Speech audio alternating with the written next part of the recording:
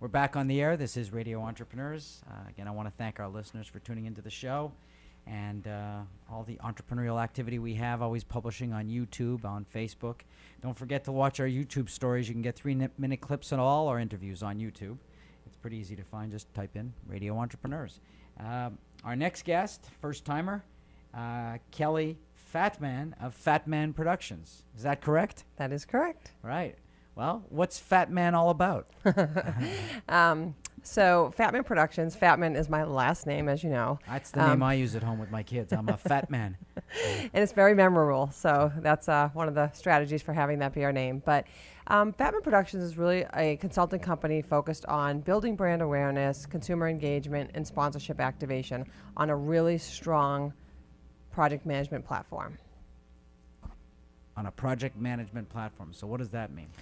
When I was working in different companies, the one thing that was always the gap is the best ideas, if not activated properly, didn't matter. So the devil's in the details. And we really understand that we can give you all the great ideas, but without the backup of the project management, which is, clear lines of accountability, who's on the team, holding people to the times and the dates, and then the execution really matters. And so that's the skill set that everybody on the team has. So you're sort of like a GC. A little bit, yeah.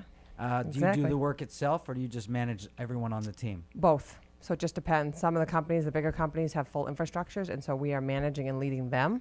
Other places where they're much smaller, we'll do all the work. When did you start this business? We started the business in 2007. 2007. So you've been around a while. And typical clients? Our clients range from really large companies like New Balance, Stonyfield, well-known big brand names, down to 1540 Connection, which is an emerging mission-based nonprofit, as well as Tufts Medical Center Trust. I'm listening. Military Friends Foundation. I mean, the list is Okay. really long. The Association of Nurses in AIDS Care, New England AIDS Education and Training Center. So you have quite a diverse Yes. and high-quality client list. How do you get your clients?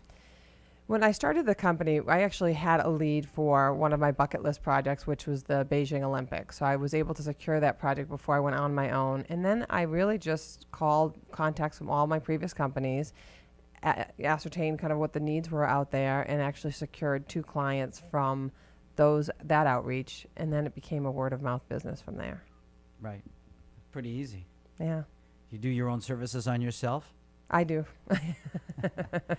Sometimes. So what's your favorite? Services? Well, did you use to build your business of marketing services? What's your favorite? I mean, I love talking to people. I love engaging with smart leadership that really has a vision and trying to partner and figure out how we can be helpful. That to me is like the sweet spot. And if it comes into a project for us, great. If not, that's fine too. We're richer for knowing kind of what people are focused on and having those discussions. So I've been told that you have a sports marketing element to your practice. Can you tell me about that? It's interesting because we have really had a lot of clients in the sports space.